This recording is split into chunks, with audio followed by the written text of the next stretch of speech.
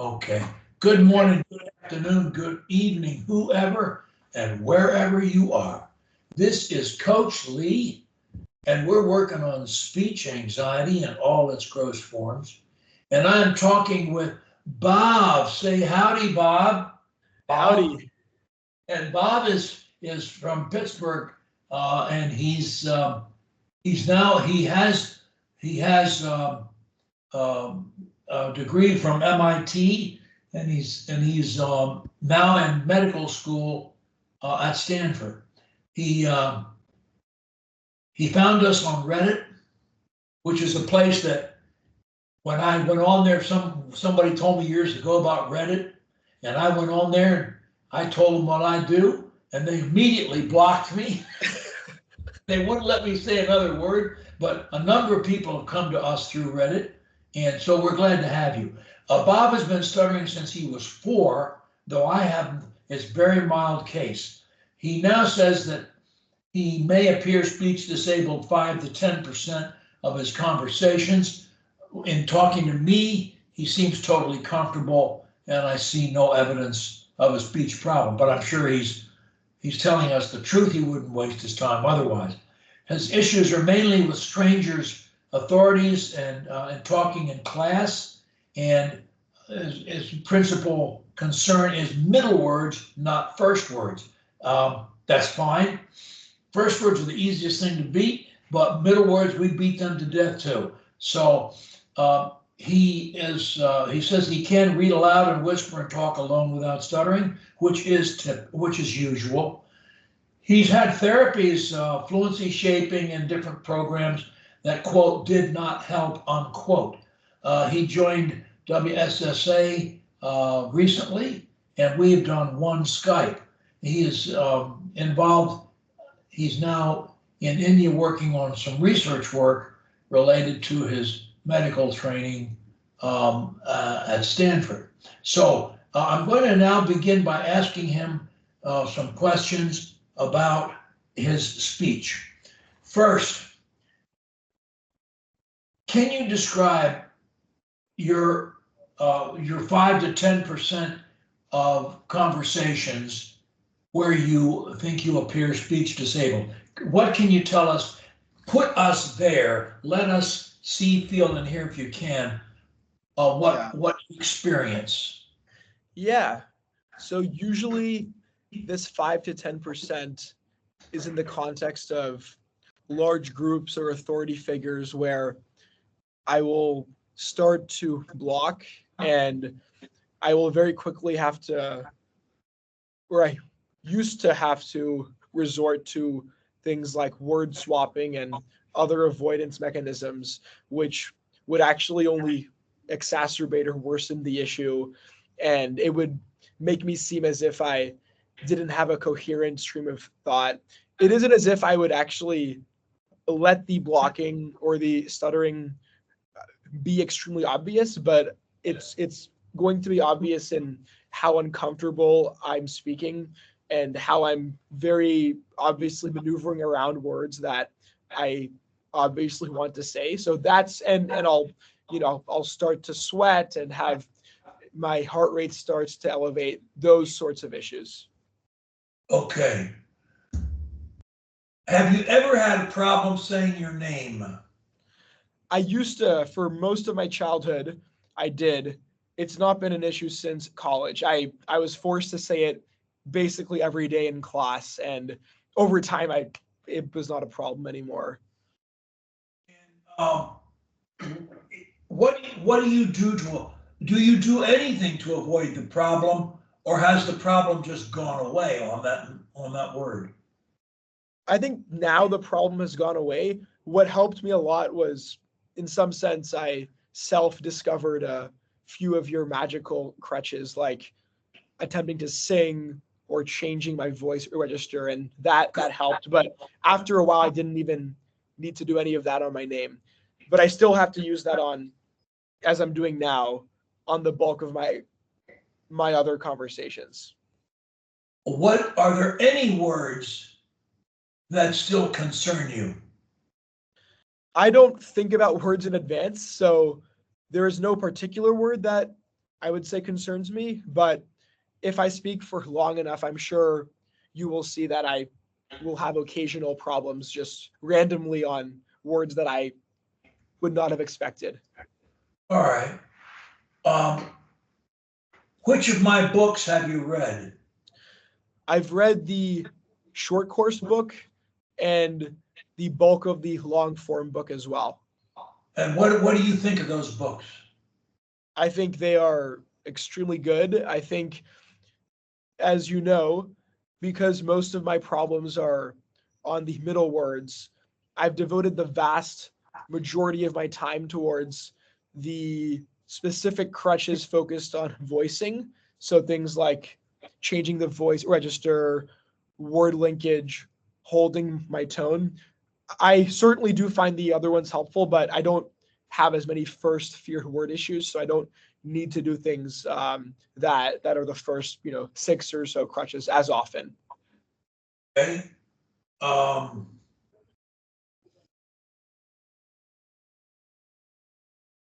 So you don't really find, you don't have an active need for the crutches 1 through 8, primarily because they're aimed at individual words.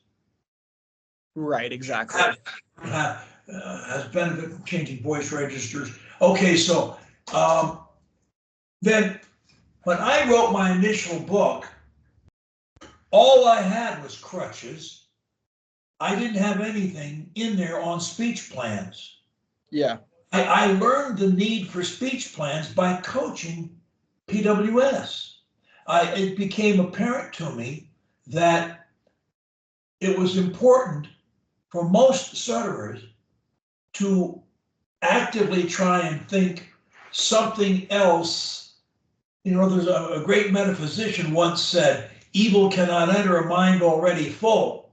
So the trick is to keep your mind full of something, and then while it's full, nothing else can get in. The habit of stuttering occurs when you're not thinking anything, you're just doing whatever it is you're doing. And in most cases, depending upon how severe the stuttering is, the minute the person starts stuttering, speaking, the habit jumps in there and grabs hold. In your case, that doesn't occur unless you're in certain situations, such as large groups or authority figures. And that's, every non-stutterer has some palpitations and a little sweat or whatever when they talk to a group, and many of them to an authority figure. It's very normal to do it. What stutterers they manifest the problem, the effect of it, it shows up in the form of stuttering.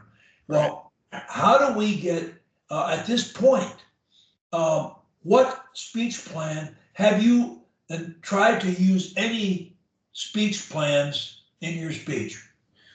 So right now, my dominant speech plan is the short link stop. I'm focused mostly on starting, and I'll use a pitch, and I'll maintain that same pitch throughout the full phrase. And I'll stop, and I'll go again. And in order to make my speech more interesting, I'll typically change the pitch with each subsequent phrase. That sounds excellent. I would also add, the more stops and the longer stops that you use, the more interesting and compelling your speech will be. So, short link and stop. Do you think that you understand and are capable of speaking in short increments? Let's assume right now that you're talking to a group of 1,000 and that I'm the head of Stanford Medical School or something. It's all the worst elements and you're talking. Do you think you could speak in short increments right now to such a group? It's a funny question because even if I don't want to, I think I will, because I'll naturally block and that will force me to have relatively short increments. Well, that's not the answer that we were looking for. We're looking, we're looking for a yes. I don't need to speak to you or anyone else ever in short increments. However, I can do it anytime to anybody for any reason. I'm counting my words on my fingers, not because I need to do so, but because I want you to see how it sounds when I speak in short increments of words. Does my speech sound in any way unnatural to you right now? No. Yours won't either. We never ask anyone to count their words. I do it simply to show you what it sounds like when I speak in short increments of 1 to 3 words or so. Or so means 4 words, 5 words, 6 words, 7 words, probably no more. Yeah. Now, I am doing this, and I want you right now to show me that you can speak in short increments to me. And you may wish to count your words in this case, in this drill. Yeah. To help you see what you're doing. So I think I tend to stay closer to the 7 benchmark and not the 3. Is that bad? Okay. I'll buy that, provided that, let me say this. The greater the pressure on you, the more the palpitations, the more the perspiration, the more anxiety you feel, the shorter your increments should be. I see. The tighter your links, the longer your stops. I see.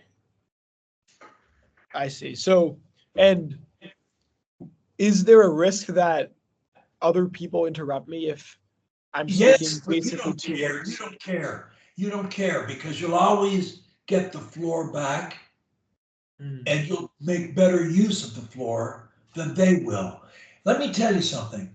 If you adopt short link stop as your general method of speaking, you will not only stop stuttering, you will go past, here's the stutterer, here's the average person. You will go past the average person down to the Good Speakers Club in one jump. You can literally go from a problem speaker under pressure to, look, I always say to myself, I speak my best under pressure. Why? Because I think about short increments, passion, smiling, long stops. Yeah. So you got to fill your mind. Look, big groups, you love big groups starting right now. Yeah. You don't need any practice to make the decision that you're going to love speaking to groups for the rest of your natural life. Yeah. You're going to love every minute of it because stuttering is a blessing, and you have found the only community in the world of ex-stutterers and those fast become insane. Yeah. The only one, 8 billion people, there's like 300 people in one community out of 8 billion, and you found them. Yeah. What are the odds? And we hope that you'll say to the medical community, hey guys, look over here. Right. You know, because that's what we're doing. Okay, short links up. Short. The more pressure, if you feel pressure, shorten the link. If you still shorten the increment. If you still feel pressure, keep making it shorter. Yeah. Speak slower. Yeah. Stop longer. And above all, hum. When I say link, how do you define link? I define it as maintaining a constant pitch throughout the phrase, as I'm doing now. Okay, you should actually be, if you put your hand on your abdomen as you speak, when you link, your abdomen will naturally, without your thinking about it, your abdomen will naturally tighten up the same way it does, more or less, when you sing. Right. Put your hand on your abdomen and do after me as I do it. How are you? Now do that and hold your hand on your abdomen. How are you? Now your abdomen was hard, wasn't it? Yeah. And yeah, you I can didn't feel the tension there. You didn't have to tighten it. Mother Nature did that. Your brain did that because it's marshalling air and so forth. So you now I want you to do the same thing without the melody. Put your hand on your stomach and say after me, the way I do it. How are you? How are you? Did you feel your abdomen? Yeah. Your abdomen will naturally be hard without your hardening it. And that is, if it is, then you know that you're using air. It's like a conveyor belt, and you or a stream. You just toss things on it or in it, and off they go. And that's words. So you can say anything. So let's do a little drill of linking, and just say after me. How are you? How are you? Where are you going? Where are you going? What time is it? What time is it? Be careful. What time is it? You may have to swallow the T. What time is it? You don't break your breath. What time is it? May I help you? May I help you? Will you help me? Will you help me? You see how we're tightened? There's no space. There's no break. There's no pause of any kind. And your breath is solid. You said it very well, pushing. I don't know exactly how you said it, but you described it well. The pitch. Yeah, you just maintain a constant pitch. Maintain a constant pitch. That was well said. Maintain a constant pitch. And that, so just go ahead. Yeah, so just a question there. So we have to swallow the consonants, right? On occasion. It depends on the consonant. C's, K's, T's, some of them P's. But I don't, whatever comes naturally. But I've never had anybody not understand me because of that. So, but if the goal is to not think words, and we're thinking that we should swallow. Think words. You don't think words. I'm not thinking words. How are you? Tell me the time. I'm not thinking about words. But if I get to one that's a problem, I just drop the first letter. So how will I remember to do that if I'm not actually thinking? Have a problem with a word, it's more important to hold your breath, your tone, to maintain your constant pitch than it is to say the first letter of any word. I see. So I only need to do that really if I have a feeling it's going to be a problem? Yes, look, you want look, with most people, they stutter a great deal more. You're one of the mildest cases that's ever come to me. Yeah. And now, so you're probably some kind of a perfectionist. I mean, you go to MIT and Stanford, so you're a student. You're some kind of a guy who wants to, really score high, and you do. So good for you. And so you're trying to score high with your speech too, and that's fine. But nobody's perfect, and that includes you. And we're all going to make mistakes, and you got to learn to laugh at things that you can't whip. You just laugh at them and keep on going, and nobody knows, nobody cares, nobody remembers. So, but you're using understanding short. The more pressure you feel, Yeah. the shorter your increments. Yeah. And you need to be as adept at decreasing the number of words in your increments as needed, as dictated by the pressure. And the linking is maintaining, the way you put it is perfect, maintaining a constant pitch. That, I call it tight linking. But look, Bob, if you maintain a constant pitch through your words, no matter how many you say, you're never going to stutter again as long as you live. It's just never going to happen. Yeah. You can't do it. You got to hesitate, think a word, fear it, and force it. You may be able to do them all at one time, but you got to do them. Hesitate. No, you're not going to do it. Think a word. No, that's planning. You're not going to do it. Fear the word. No, you're not going to think about it, so you're not going to plan it. And you're not going to need to force it. You're not going to force it. You're not going to do any of the above. Yeah. When you maintain your constant pitch, you are not going to stutter from right now for the rest of your life. You're not going to stutter. Yeah. So the other thing is, I find it a lot harder to do all this under the situations of pressure. Of course you do. It takes practice. And the more you do it when you don't need it, the easier it is to do it when you need it. It's like taking batting practice in baseball or something. The more swings you take at the ball in practice, the easier it is to hit a ball in a game. Yeah. It's all about practice.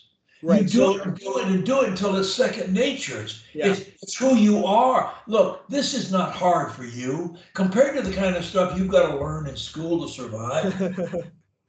This is baby stuff, but it takes it's almost like I should pretend I'm under pressure, even if I'm not, which means I should use short links, even if I could have gotten away with longer links.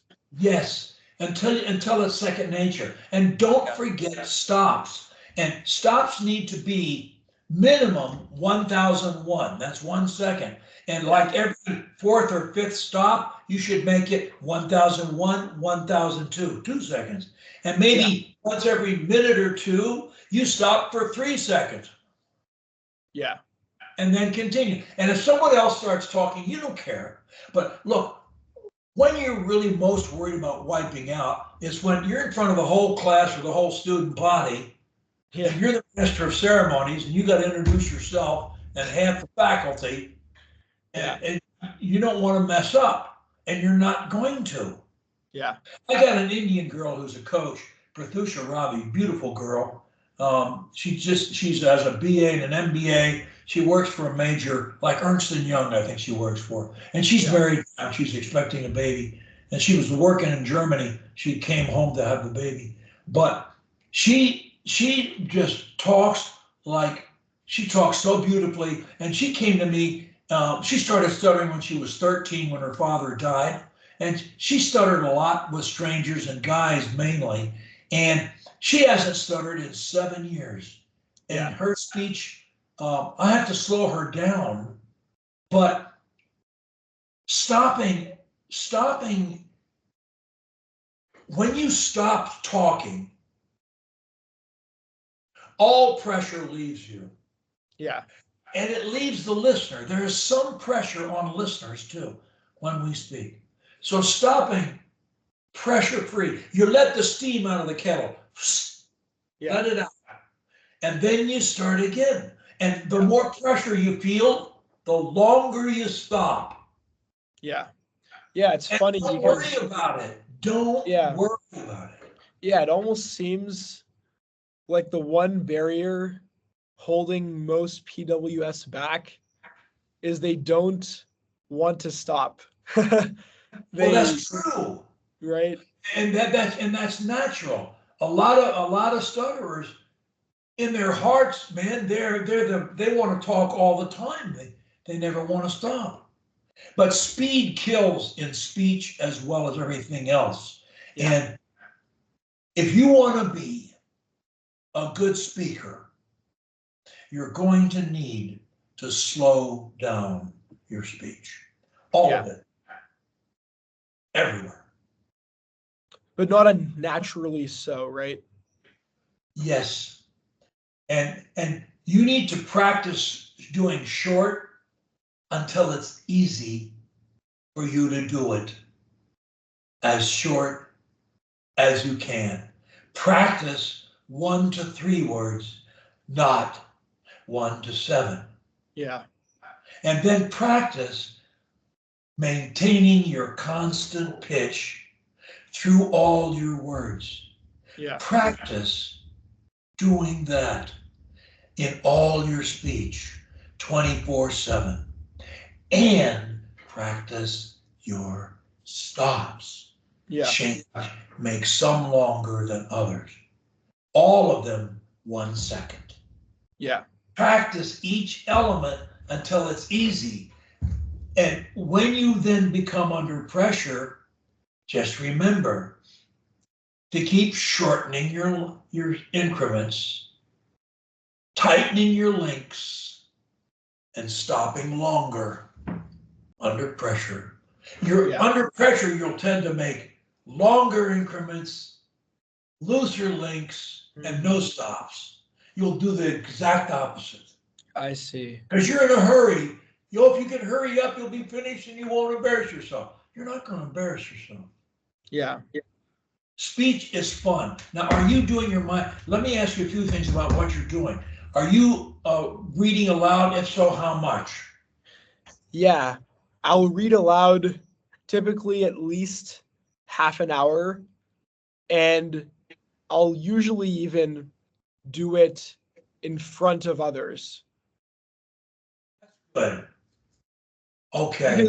Because I tend to, I don't stutter even with others when reading, but at least the pressure feels somewhat more. That's a great idea. And look, reading aloud to others and even having them read to you on occasion, it used to be before there was radio and television, families enjoyed, and an evening's entertainment was reading good books to each other. Right. And everybody learned from that, and everybody improved their speech as a result. Yeah. So you're reading aloud 30 minutes to others. That's great. How about your mind training? How are you doing with that? Yeah. So I've been mostly focused on drowning myself in the positive affirmations throughout the day. And then after I wake up and before I sleep, I'll choose a mix of affirmations and I'll use extreme pronunciation, expression. Now, I'm worried about you said choose a list of affirmations. I would be happier if you were using the same 10 for now. Okay. And because Emil Coué, the father of modern autosuggestion, or self-talk as people call it now, he said no more than 10 affirmations because it's better to say one thing 100 times than to say 100 things one time each. So repetition, as you know, in neurology, that in neuroscience, Yeah. repetition will out. Repetition is, I mean, we learn to memorize by repeating things, Right, right. writing them either verbally and or in writing. So you want to repeat the same things, and you only have a limited amount of time. So if you have 10 affirmations, you say them 20 times each. You know Coué's formula. It takes about 20 minutes to say 10 things 20 Right, times. right. And Yeah. I don't know what affirmations you're using. If you're using the ones in the book, fine. If you're using something else, I'd like to see them. Yeah. No, I should use a fixed list. I actually make them on the spot and I repeat them, but I'll start to use a fixed list instead. Well, I'm worried that you're not getting the repetition you need. You may be defeating by changing them around. Mm, You may not be getting the impact that you can get by having 10 really good ones. And the first one I would always make every day in every way. My speech goes better and better, or I grow better and better. And number 10 is mine. Today I'll make a happy day. Today I'll make a happy day. Today I'll make a happy day. Today I'll make a happy day. Today I'll make a happy day. You know, and that's because it's your job to make a happy day for you. No one on this planet can do it for you or take it from you, but it's your job. So that's the 10th one always. I love the fact that you're saying them to yourself throughout the day. That's very important. Um, yeah, and I will say, over the last 2 weeks, my speech has already improved so drastically, even under pressure. Great. Well, it should, and you should expect that. Yeah. Look, there is nothing that you can't. I mean, you can become when you become the best speaker you can be. You're going to be probably the best speaker you know, and that may include the faculty. You know, it Yeah. very well may. Yeah, I So mean, most people don't take any stops, use fillers, like uh it sounds jumbled. exactly, and I'm going to put in our Skype chat here. I'm going to put something in for you to read Okay. to me.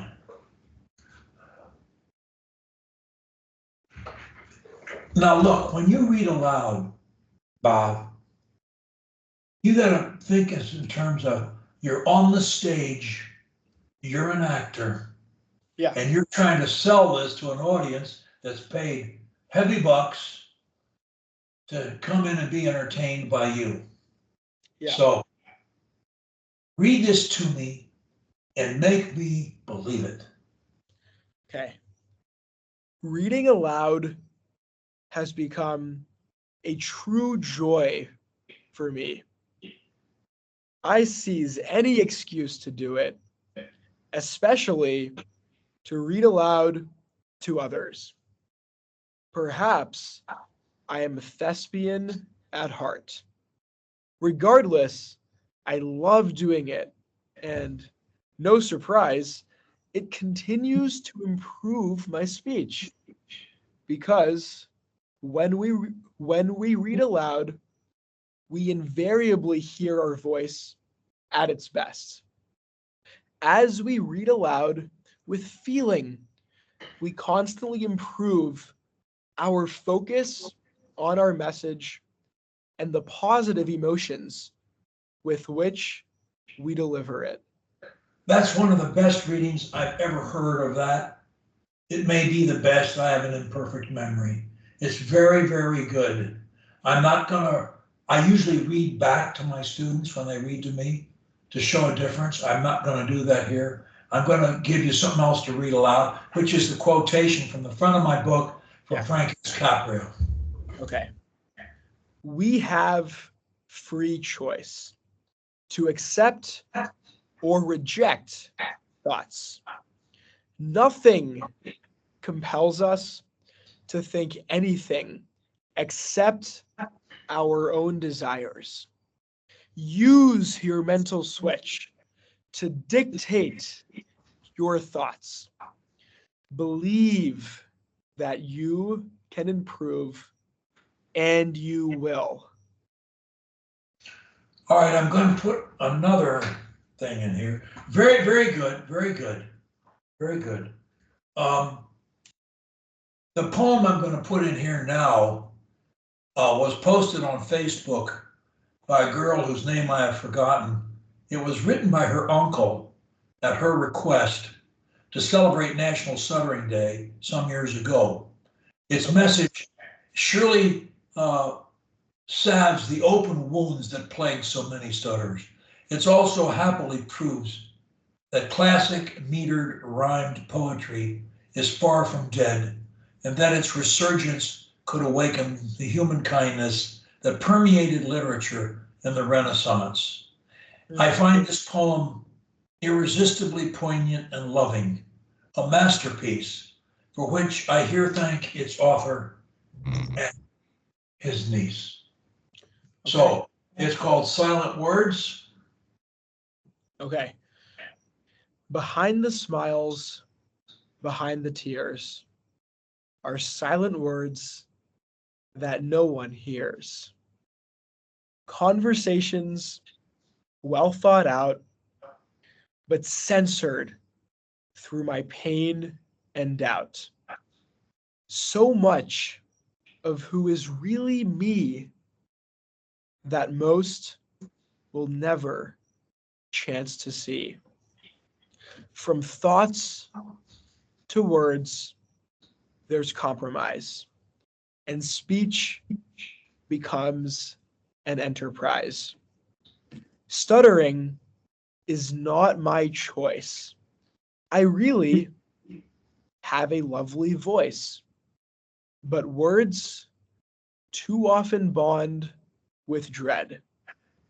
And then so much is left unsaid. I know quite well what I would say, though it may not always sound that way.